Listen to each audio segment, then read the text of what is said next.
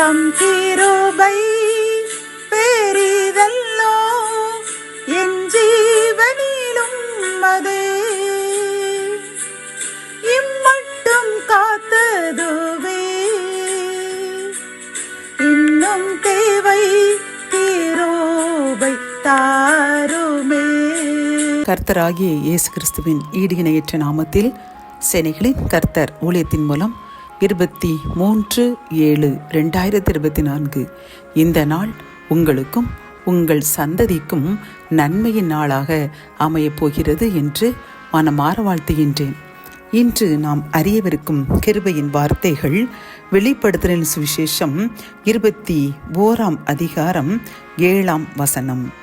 ஜெயங்கொள்ளுகிறவன் எல்லாவற்றையும் சுதந்தரித்துக் கொள்ளுவான், நான் அவன் தேவனாயிருப்பேன், அவன் என் குமாரனாயிருப்பான். கத்தோலிக்க வேதாகமம் இவ்வாறு கூறுகின்றது.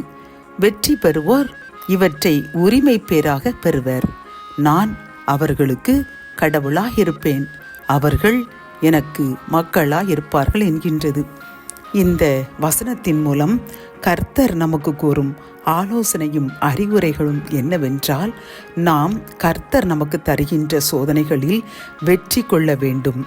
எப்படி நாம் பரீட்சையில் பாஸ் ஆகின உடனே அடுத்த ஒரு இடத்திற்கு நாம் உயர்த்தப்படுகின்றோமோ, நாம் விரும்புகின்ற அடுத்த காரியங்கள் நமக்கு கைகூடி வருகின்றதோ, அதே போன்றுதான் இவ்வுலகில் நாம் கர்த்தர் நமக்கு அவருக்கு பிரியமான பாத்திரமாக மாற்றுவதற்கு நமக்கு சோதனைகளை தந்து கொண்டு இருக்கும் பொழுது, நாம் அந்த சோதனைகளில் விழுந்து விடாமல் சாத்தானுடைய சதி மோசங்களில் நாம் அகப்பட்டு கர்த்தரை விட்டு நாம் விலகி விடாமல் சோதனைகளை ஜெயித்து, இந்த சோதனைகள் கர்த்தர் என்னை புடமிடுவதற்காக அனுமதிக்கப்பட்டது என்று அதை மகிழ்ச்சியோடு ஏற்றுக்கொண்டு, கஷ்டமாகத்தான் இருக்கும், அதை துதியுடன் நாம் அதை மேற்கொண்டு முழுமையாக வெற்றி பெற்றோம் என்றால் கர்த்தர் கூறுகின்றார், எல்லாவற்றையும் நீங்கள் சுதந்திரத்துக் கொள்வீர்கள். அது மட்டுமல்ல, நான் உங்கள் தேவனாயிருப்பேன், நீங்கள் என் குமாரனும் குமாரத்திகளுமாயிருப்பார்கள் என்று கர்த்தர் நமக்கு வாக்கு கொடுக்கின்றார். வாக்கு மாறாதவர் கொடுத்த வாக்கை மாறமாட்டார். ஆனால் நாம் அவருக்கு கொடுத்திருக்கின்ற வாழ்க்கையை நாம் கடைபிடிக்க வேண்டும். அந்த வாக்கை நாம் மீறாமல் அவருடைய சோதனைகளை நாம் பொறுமையோடு சகித்து வெற்றி பெற வேண்டும்.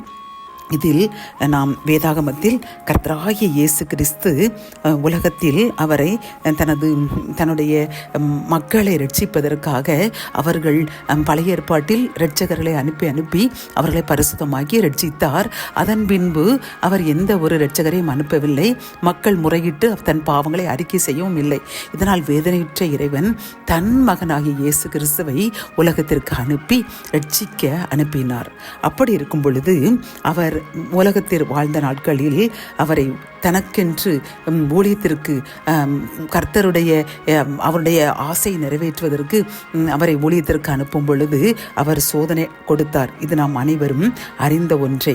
மத்தேயு 4 பார்க்கும் பொழுது, அப்பொழுது இயேசு பிசாசினால் சோதிக்கப்படுவதற்கு ஆவியானவராலே வனாந்தரத்திற்கு கொண்டு போகப்பட்டார் என்று பார்க்கின்றோம்.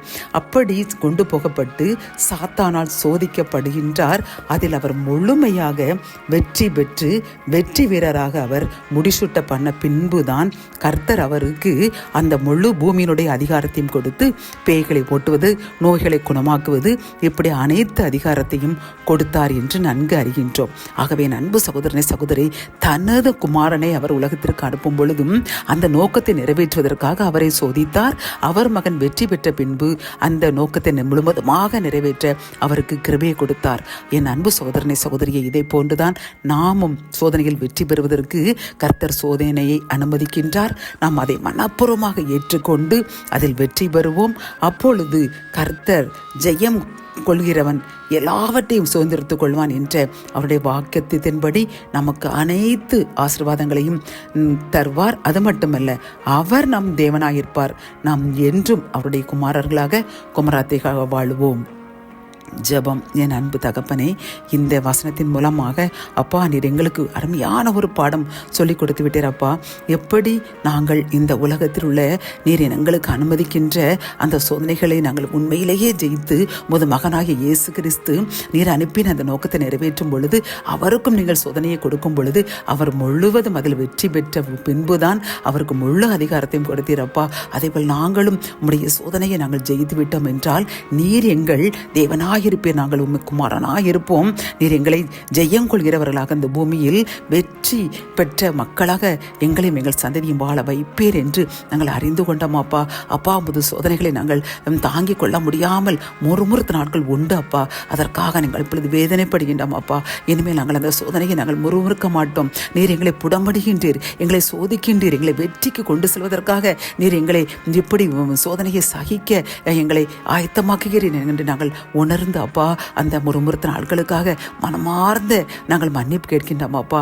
என்னுடன் சேர்ந்து யார் யாரெல்லாம் நாங்கள் தெரியாமல் முறுமுறுத்து விட்டோம் அப்பா, எங்களை மன்னிங்க என்று நாங்கள் யார் யாரெல்லாம் மன்னிப்பு கேட்கின்றார்களோ அவர்களுக்காக விசேஷமாய் ஜெபிக்கிறோம் அப்பா. நீர் மன்னிக்கிற கர்த்தர். எங்களுடைய பாவங்களை நாங்கள் இந்த முறுமுறுத்த அந்த நாட்களை நீங்கள் மன்னிங்க, மன்னித்து ஏற்றுக்கொள்ளுங்க. எங்களையும் வெற்றி பெற்றவர்களாக வாழச் செய்து உம்முடைய குமாரனாக குமாரத்திகளாக எங்களை ஏற்றுக்கொண்டு நீங்கள் எங்களுக்கு என்றும் எங்களுக்கும் எங்கள் சந்ததிக்கும் தேவனாயிருங்க, தேவனாய் இருப்பீர் என்று நீங்கள் வாக்கு கொடுத்திருக்கீங்கப்பா. நாங்களும் சோதனையை சகிப்போம் என்று உறுதியெடுக்கின்றோம். நீங்களும் எங்கள் தேவனாயிருந்து எங்களுக்கு ஜெயம் கொள்கின்ற வாழ்க்கையை எங்களுக்கு எங்கள் சந்ததிக்கும் தந்து உங்களுடைய குமாரனாக குமாரத்தியாக எங்களையும் எங்கள் சந்ததியும் ஏற்றுக்கொள்ளுங்க. மீட்பர் இயேசுவின் மூலம் ஜெபம் கேளும் நல்ல தகப்பனே, ஆமேன்.